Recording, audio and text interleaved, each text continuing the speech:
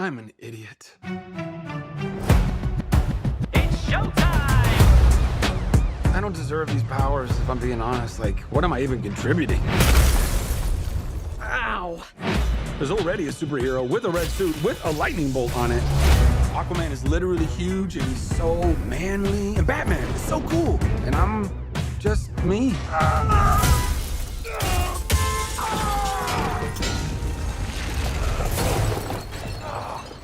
I feel like a fraud. It doesn't matter. Anyway, the wizard gave me superpowers. And then everybody got superpowers. Where's everyone going? To fight crime? Okay. Now everyone's kind of like doing their own thing, and I'm the only one trying to keep it together. You understand I'm a pediatrician, right? Come on! Now let's get down to business. Listen to me, Billy. The fate of your world depends on it. Play around, what is this? The daughters of Atlas are coming for you. Children stole the power of all the gods. This is very personal, Billy. Look, I might not have as much experience as you, because I'm not super old like you. But I've seen all of the Fast and the Furious movies, lady. It's all about family! Family! Guys, that was a signal! Introducing the star of our show. His name is Shazam! Now let's get down to business. Your world will not survive this. Play around, what is this? I don't know how we fight powers like this. You think I know how to fix this dude, but I really don't. Billy, everyone can be worthy. Let's give it a chance. Now go fight for your family. Go fight for the world. Hurry, step right up. You wouldn't want to be anywhere else in the world right now. I just threw a truck at a dragon. I love my life. Let's get down to business. Let's get down to business. Can I get a witness?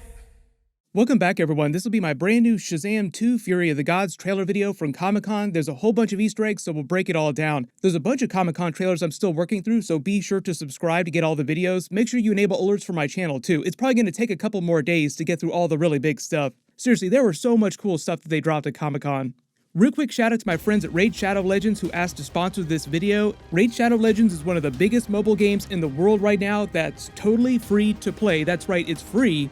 They wanted me to tell you about the High Elves, one of my favorite factions, some cool history behind their race. Their homeland Arabia is thousands of years old, surviving the fall of the Lizardmen Empire. They helped the human form civilizations and defeated the Orc Horde when it attacked the entire continent. The Lord of Darkness, Sarath, convinced a bunch of them to turn evil, causing a civil war. It nearly wiped out their entire race, but they rallied and rebuilt even stronger than before. Lysandra is one of my favorites. She's one of the best champions in the game at manipulating the turn meter, meaning she makes your champions get more opportunity to do damage in battles. And there's a ton of new stuff happening in Raid this month. They're bringing out 5 new champions, they're overhauling the champion vault, and they've got a load of awesome smaller updates as well.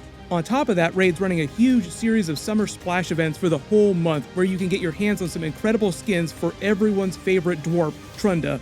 Brand new players can get a free starter pack worth almost $30, a free champion Aina, and also this cool in-game loot.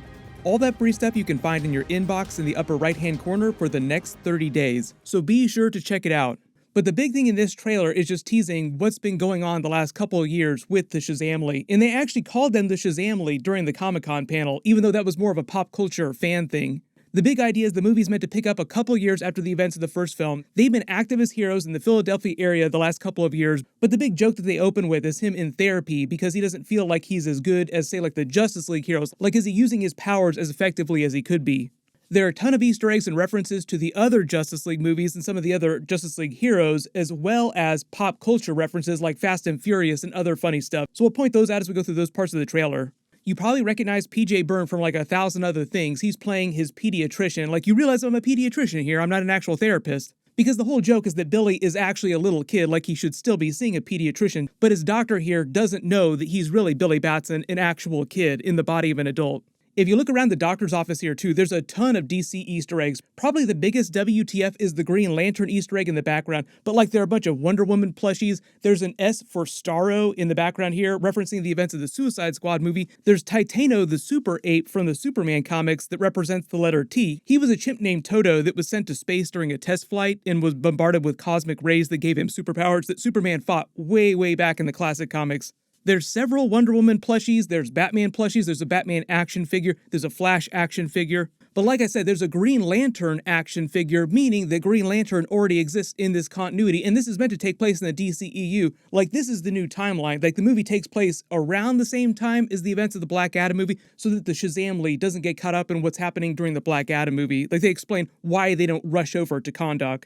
Gal Gadot's Wonder Woman also has a cameo scene during the movie when he's in the therapy session talking to this pediatrician as if he is a therapist. He's talking about a dream that he had where in the dream he was dating Wonder Woman, so it's kind of like a funny workaround kind of cameo scene. But if you remember at the end of the first movie, they explained that after that small time jump, he had met the Justice League because Henry Cavill's Superman comes to eat lunch with them. So he's already met all these Justice League characters, so he actually knows Wonder Woman. You also notice there's an Easter egg for the Annabelle doll from the director's horror movie, the Annabelle movies. Like, he comes from an indie horror background. That's how he came to the Shazam franchise. You notice when he's flying through the city talking about how he's been a lousy superhero the past couple of years, they show you different footage of Freddie Freeman complaining about being hurt by something, and he's wearing another big Easter egg reference t-shirt. It's a Batman and Robin t-shirt, but this time it's an actual bat dressed as Batman and an actual Robin bird dressed as Robin. If you remember in the last film, he was the person that was wearing the Henry Cavill logo Superman t-shirt. During the panel, people asked Zachary Levi about crossing over with Henry Cavill Superman or if he'd have another cameo scene during the movie, and he had all these funny responses trying to waffle and not actually answer because he's under NDA right now. Like, he can't actually tell people, oh, he's in the movie or he's not in the movie. I can neither confirm nor deny allegations such as these. These are not questions you're allowed to ask me on this stage right now. Reportedly, we're going to get another Henry Cavill cameo scene at least during the Black Adam movie. I don't know if we're supposed to get one during Shazam 2. They said that they were supposed to do it a while ago, but I don't know if they've changed those plans. And when he falls out of the sky, eating it all over the pavement, in the background you can actually see a Fulci Lives reference. That's actually a reference to an Italian horror filmmaker that the director is just a huge fan of because he himself is a horror movie director by trade. As you notice, all the Shazam League got costume upgrades. Because their powers generate their costumes, they can actually change their costumes to look like whatever they want to anytime they activate their powers. The other big difference now is that the young actress for Mary Marvel is now also playing the powered-up version of Mary Marvel. Just because all the kids are aging up so fast, like they're so much bigger than they were in the first movie, and she's just at the right age to play the powered-up version, so it just makes sense. You notice Billy Batson is also wearing a Goonies t-shirt just because that kind of that vibe of the team during the movie. They're kind of like the Goonies going on adventures together.